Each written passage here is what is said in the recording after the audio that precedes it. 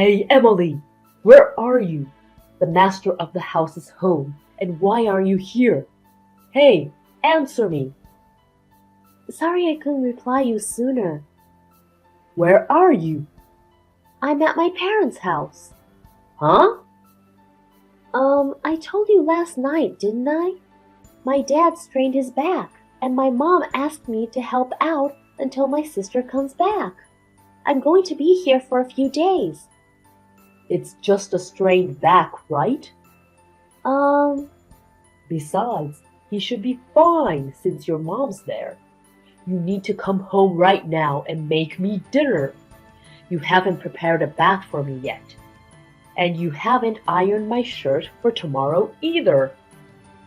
I left dinner in the fridge. What? The fridge? I prepared it so you can just warm it up in the microwave. I've also cooked for the rest of the week and left it in the freezer. Can I ask you to warm it up on your own just this time? You want me to eat some lazy cookings? Lazy cookings? I just made a batch and froze it. That's called being lazy. I want freshly cooked meals. Who the hell do you think you are to tell me to heat it up in the microwave? Please, Fred, just this time. When my father is better, I'll come back home and cook all the meals for you like I usually do. That's not my point. I don't understand why you have to go back to your parents' house just because your dad strained his back. Why not? Your mom can take care of him. They don't need you. You know my mother walks with a cane because of an accident when she was young. My dad, who used to support her, hurt his back now. So what? I'm your first priority. It should be me, your husband. You have to follow my orders as a wife. Quit blabbing and come home. Please, Fred. You still don't get it? Disobey me and I'll divorce you. Don't give me that again. You're the one who's going to be in trouble if I divorce you because you're just a housewife who doesn't work. You can't live without me. If you really want to go against me, I will break up with you. You want me to divorce you? You're going overboard.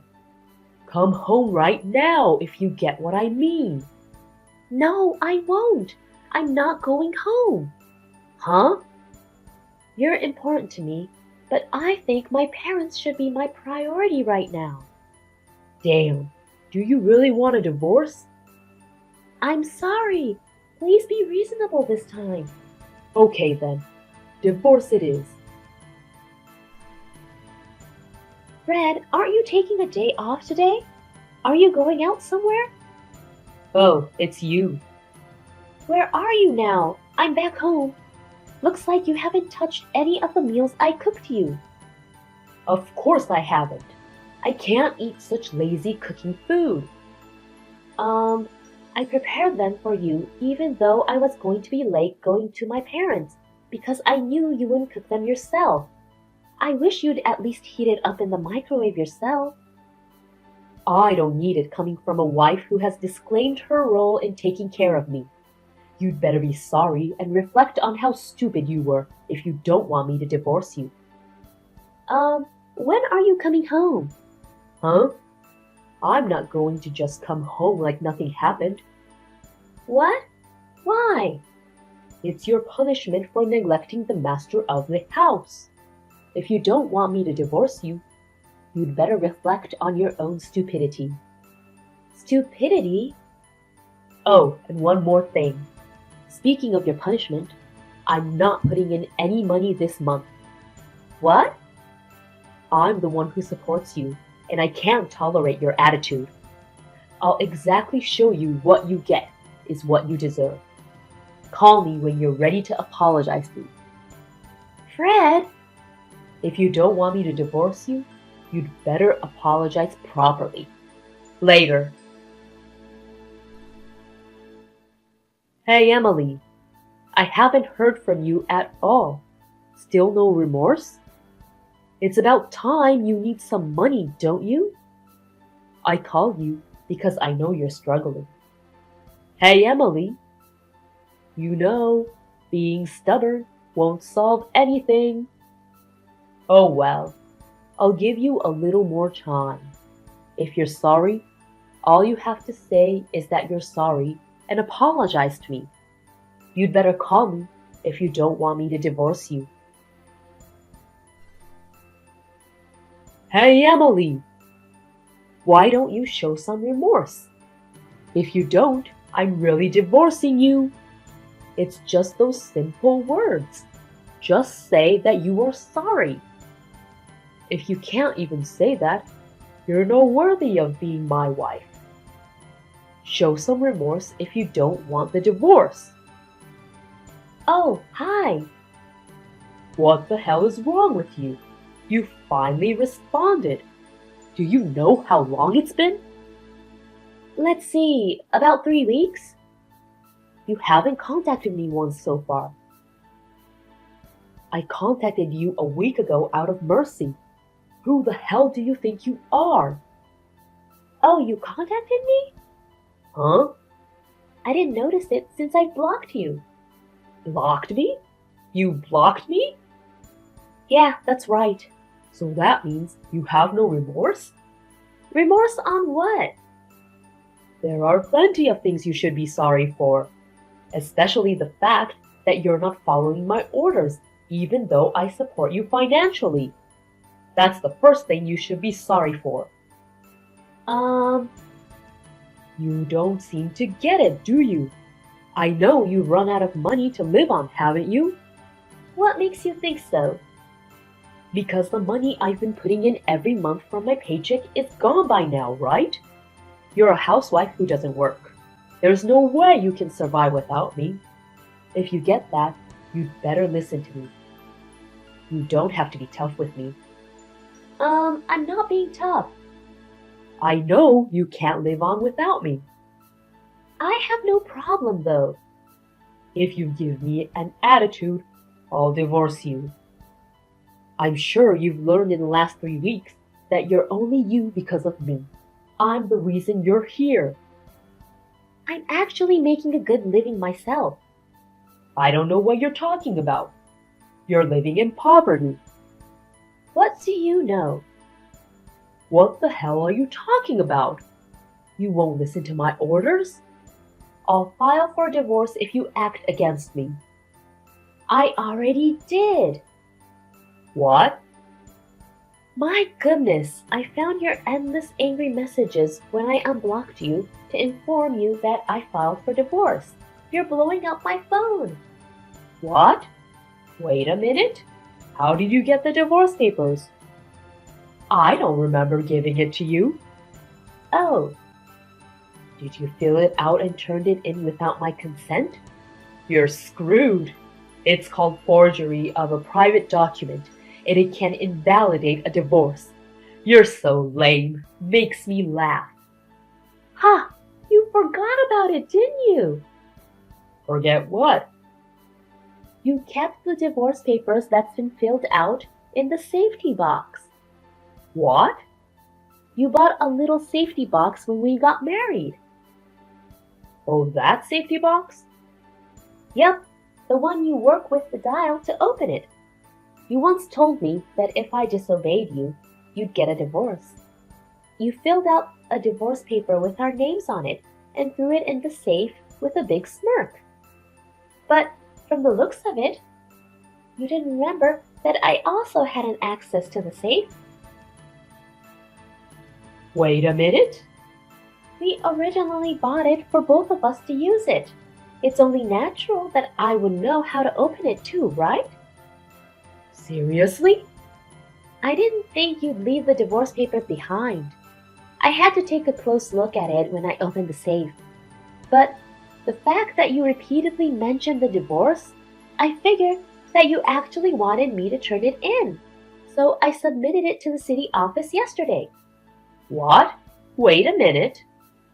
Sorry I didn't receive your message sooner. You should be happy. We're no longer a family. No, wait. You didn't want to divorce me, did you? Why? If you divorce me, you won't be able to make a living. I wasn't relying on your salary to begin with. Huh? I did put money into our account every month. You were able to focus on taking care of me as a housewife because I gave you the opportunity. You were obliged to thank me and follow my orders. There's no way we can cover the living expenses for 2 people with just $300 a month. Huh? Think about it. Rent, parking, utilities, food, and so on. The rent alone already exceeds $400.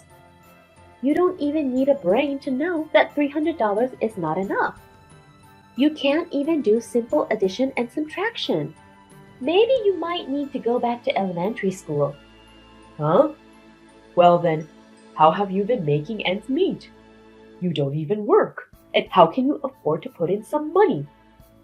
I had a side job that I've been doing since I was single. A side job? When I was working for the company, it was just to make some extra money. After we got married, when you only put in a ridiculous amount of money a month, I decided I had to do something about it. So I increased the amount of my work and started to make a little bit more. I've been adding it to make the ends meet for our living. You never told me that. I told you when we got married. I explained to you that we won't be able to live on merely $300. But you told me that it was up to me to work it. You then slapped me when I insisted. You had a smirk on your face and told me that I should try earning it myself if I insist so much. So I did. The side job has now become my real job. I'm now able to support myself for a month. You're kidding me? Anyways, it doesn't affect me so much that we're divorced. In fact, it saves me a lot of money that I don't have to spend on you. And most importantly, I don't have to deal with you being so unreasonable anymore. It's actually great.